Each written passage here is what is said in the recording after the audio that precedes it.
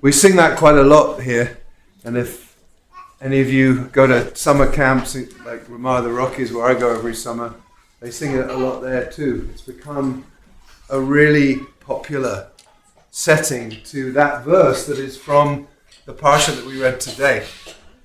It's from the Shirat Hayam, and it was written by Rabbi Shefa Gold. But anyone who's studied, and I'm in the presence of Rabbi Eva, who studied way more with Rabbi Shefa than I have, none of her chants and songs come without incredible Torah attached to them. And I think Rabbi Shefa Gold's interpretation of that verse that we sing is profoundly relevant for this moment. And it's something I've taught before, and it's something I'll teach again. But the words Ozi v'zimrat yah, vayihi li Yeshua, Ozi means my strength, and Zimrat Yah means God's song, and vayihi li Yeshua means it will be a salvation. It will be a salvation. The way Rabbi Shefa Gold understands that line is Ozi is about will, about my will, about my determination, about how I show up in the world and what I do and what I do and what I keep doing and that I will not stop doing. And Zimrat Yah, the song of God, Reb Shefa says, is surrender. The times where I just have to let go and let God, as Reb Zalman would say. Let go and let God and just trust that it's going to be okay.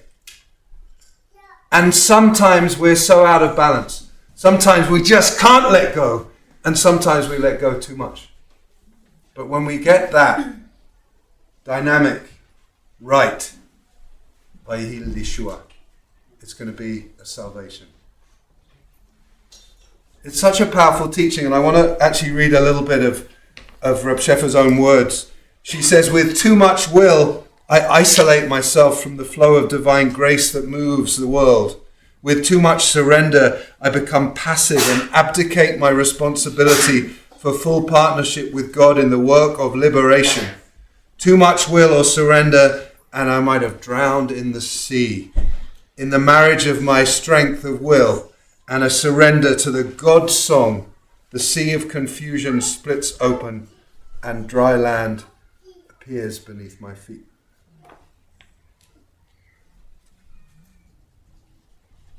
We're in an interesting moment in the world, right?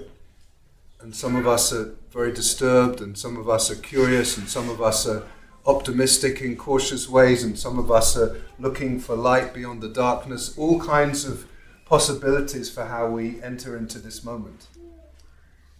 And there are ways in which we have to just be able to let go and trust.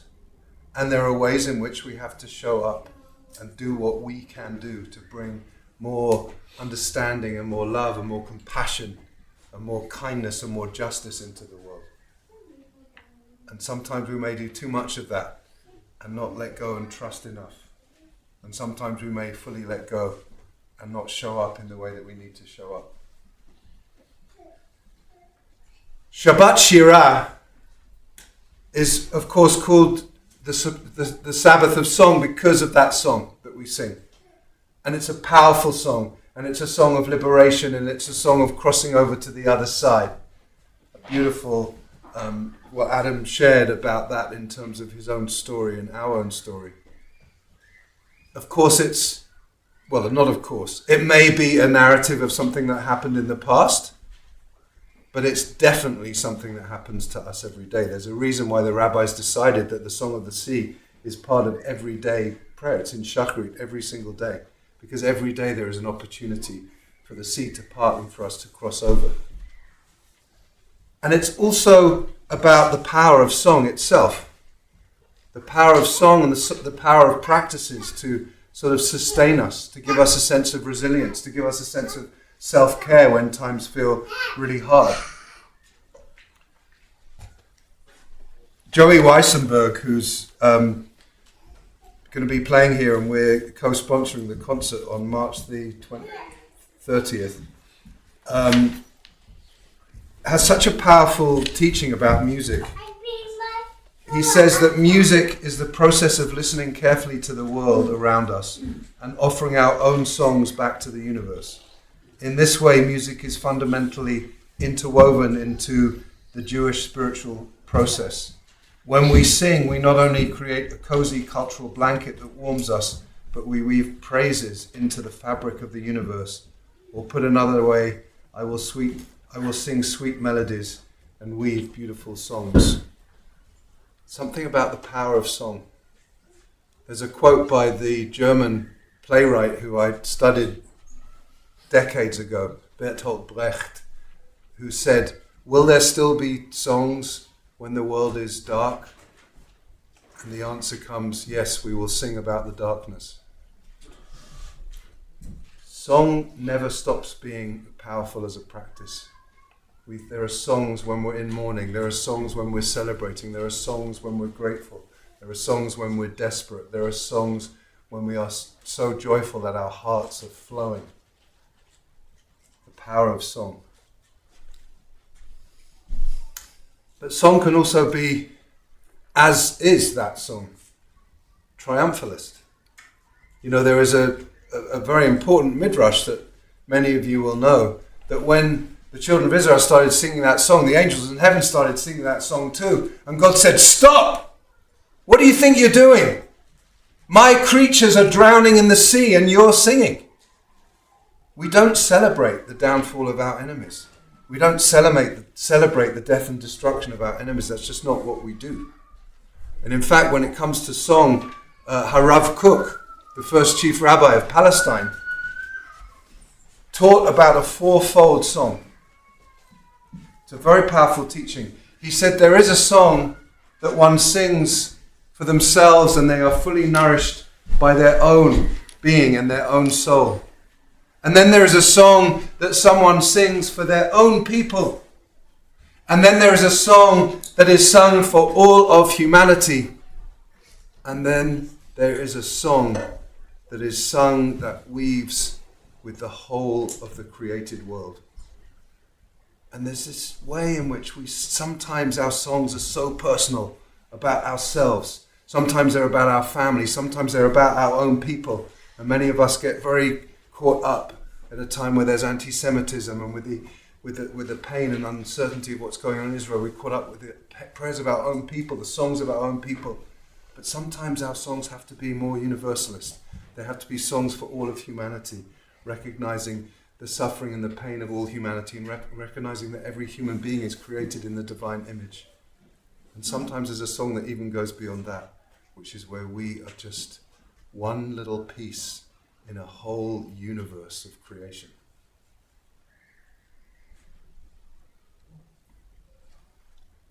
Two other things I want to say quickly, and I recognize there's young people who want to come in here, and there's hungry bellies that want to go down there.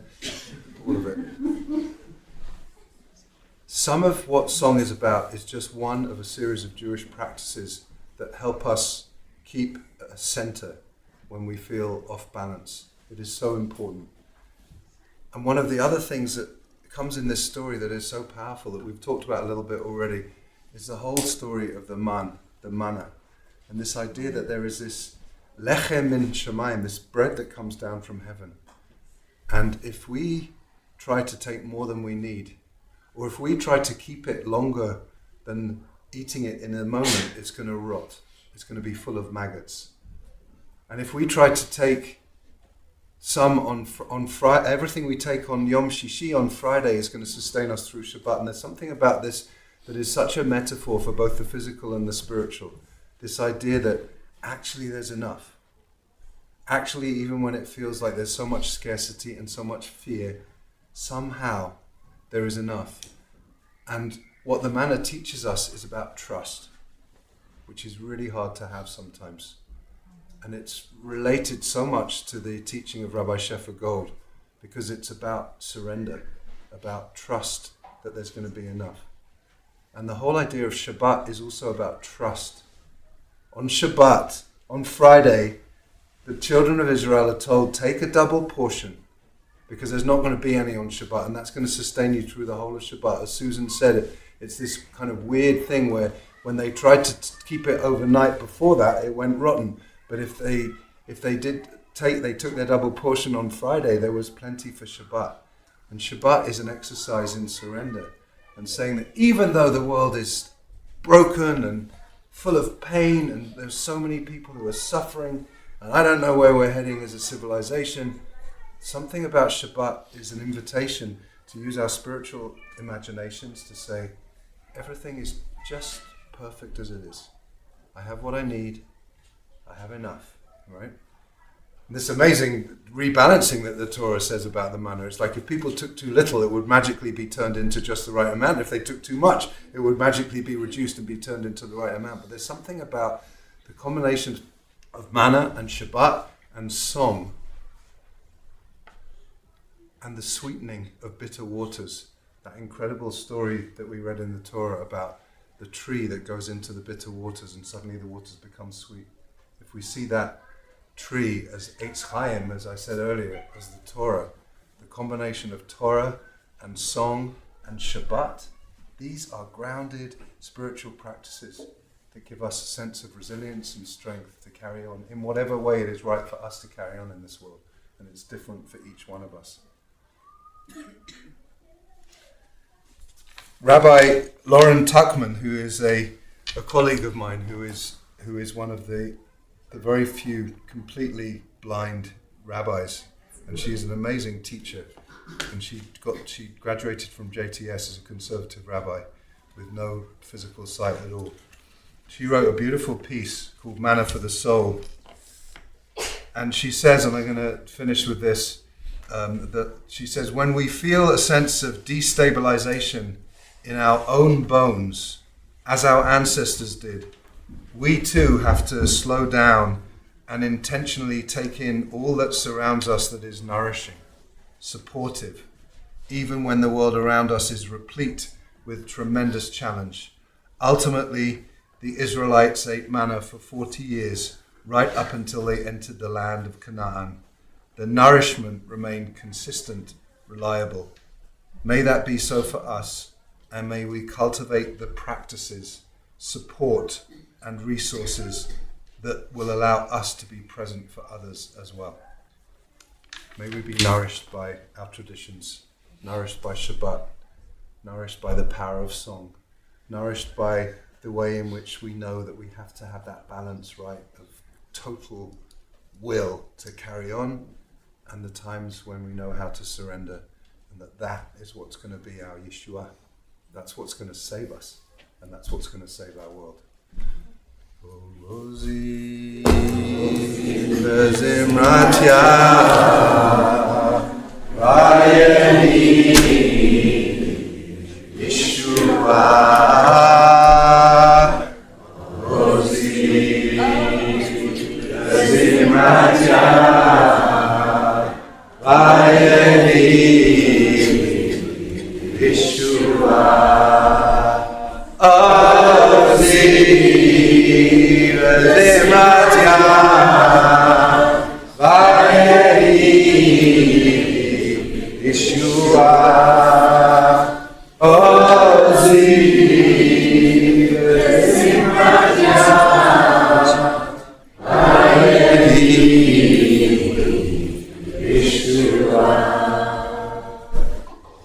vayeni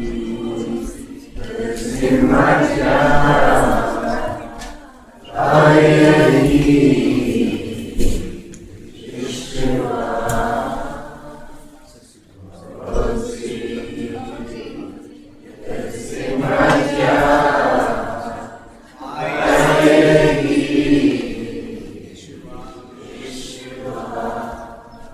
Oh,